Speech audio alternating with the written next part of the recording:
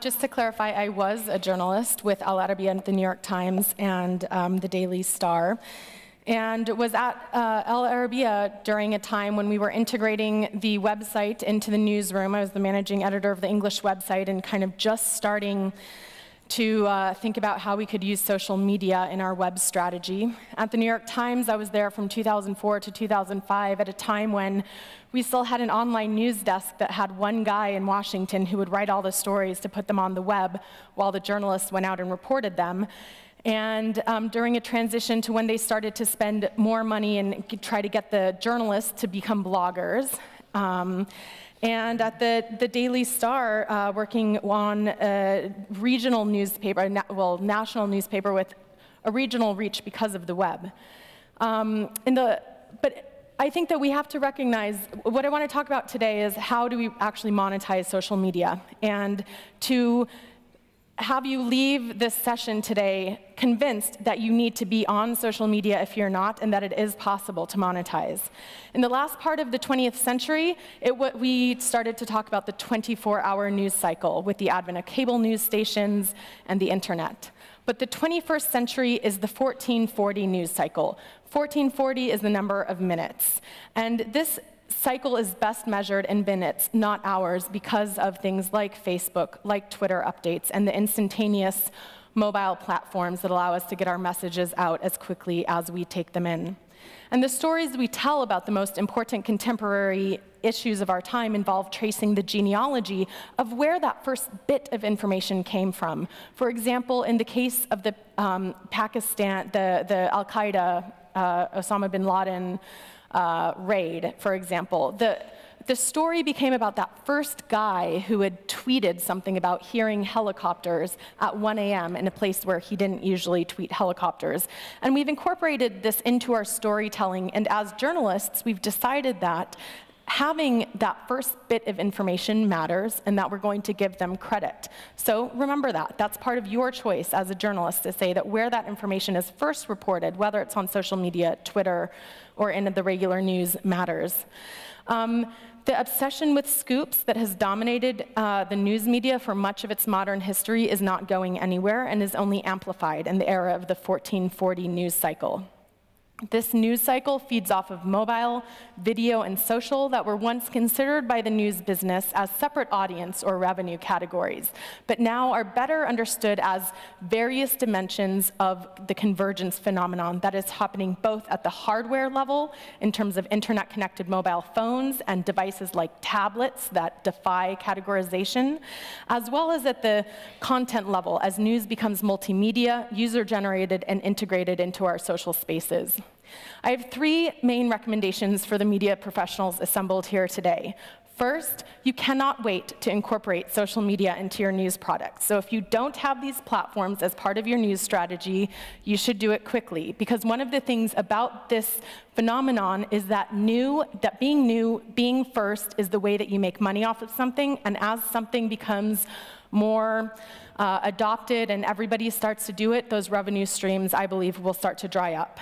It needs to be cross-platform and dynamic. Second, social media monetization is about listening to and getting to know your audience in order to better respond to and interact with them, and even incorporating them into the production of news. You cannot just stick your press releases or links to your articles up on Twitter. That's not what people want to converse about. It has to be more interactive than that.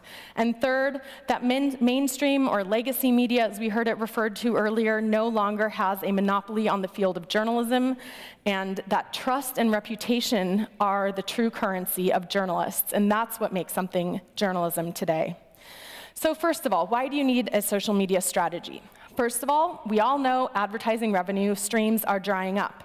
With the economic downturn in Western Europe, we've seen ad spending in the region rise only 3% this year, whereas digital ad spending should grow by 12.5%, reaching $23 billion, with double-digit increases projected through 2014. In the US, online ad spending is projected to grow by at least 20% to $30 billion and another $10 billion by 2013. This includes video, banner, ads, etc. And of course, as we know, sorry, my notes are a little bit out of order, as we know, the most important media is Facebook for social media right now. The reason for that is that it's the most used social media in the world. People spend more time on Facebook reading and engaging with their news feed, which is where most people share media links and articles with their news with their networks. And being in the feed is crucial for social media monetization. These streams are one of the spaces where people are most likely to engage with content. So Starbucks, for example, generates 156 impressions in the news feed for every one visit to its brand page. Media sites like IMDb, the Internet Movie Database, have seen traffic double since it introduced the Facebook like feature. And Facebook's new F8 feature is an opportunity for all news media to engage with audiences in their native spaces while being able to capture all the resulting revenue from ads. Can I see a show of hands out there? How many of you who work for news organizations have already incorporated social media? Do you have Facebook pages, Twitter feeds? Can you raise your hands?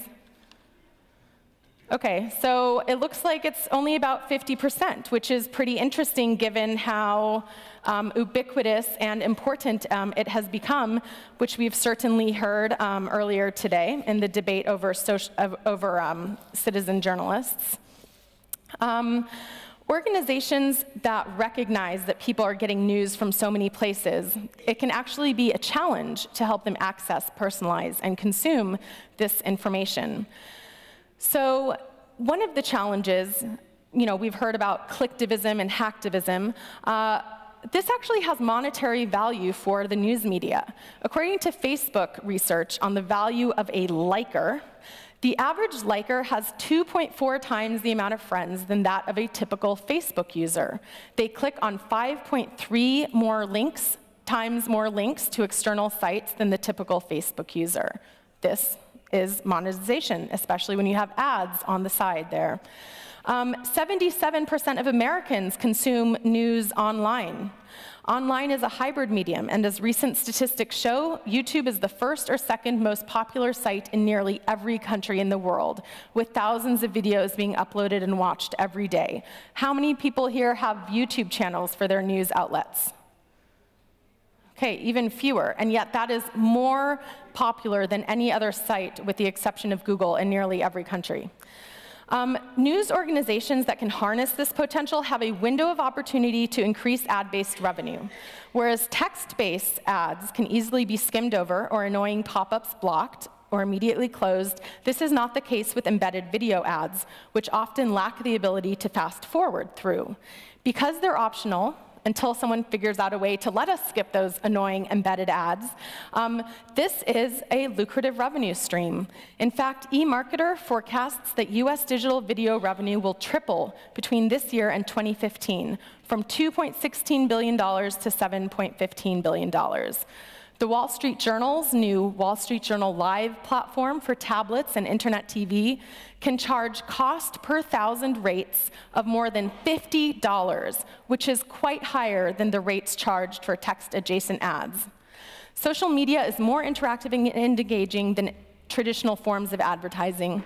In fact, 60% of social media users create reviews of products and services, according to Nielsen, which means that active social media users are more likely to engage with news. 26% more likely, in fact, than normal adult internet users to give opinion on politics and current events, and more likely to attend political rallies, 33% more likely to give opinion on TV programs, and this is not just the case in Western democracies. It's also the case in Egypt. If you look at the percentage of bloggers in Egypt who were blogging about political topics in 2009, according to a Berkman study, showed that the majority of bloggers, the topic that they most blogged on was politics. And they engage most with journalists. So there's a huge opportunity here that I think a lot of you maybe aren't taking advantage of enough, but there's still time. As social media are increasingly integrated into mobile devices, making them even more ubiquitous in daily life, there are more than 150 million users on Facebook, mobile users on Facebook, and they're twice as active as non-mobile users. How many of you out there use mobile platforms? in your news services? Wow, only 4. Okay, so there's a huge opportunity.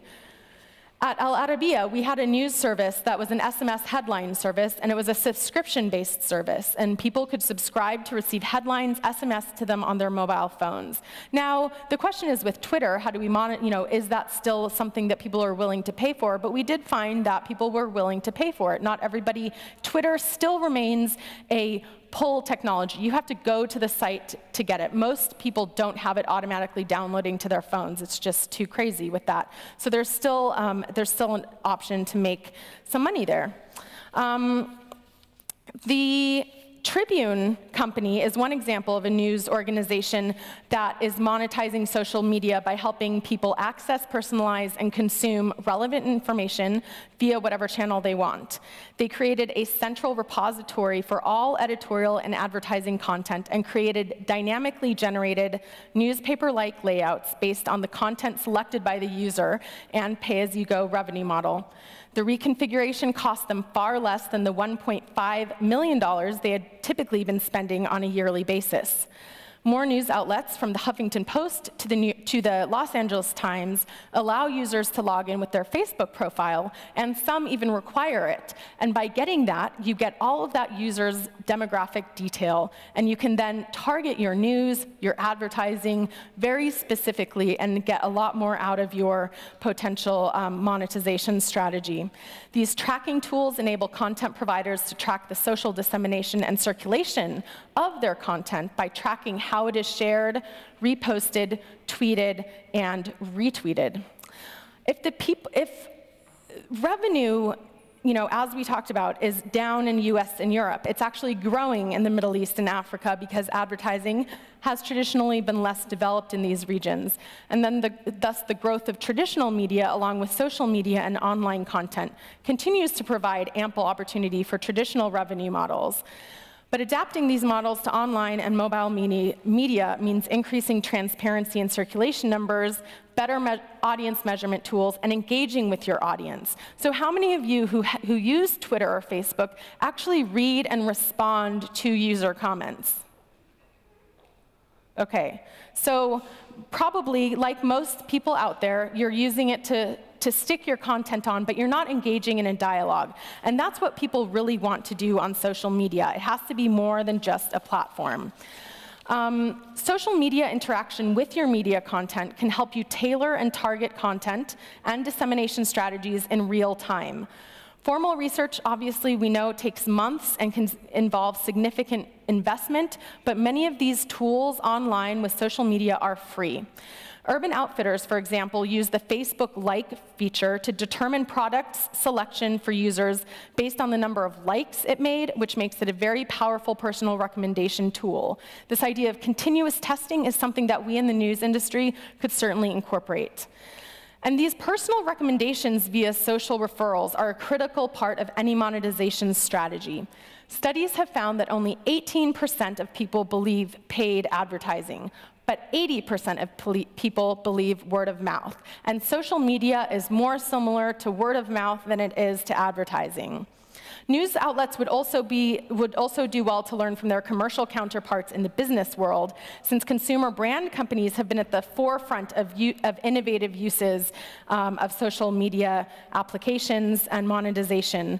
With some things like books, music, event tickets are inherently social, and so is news content. People like to talk about what's happening in the world.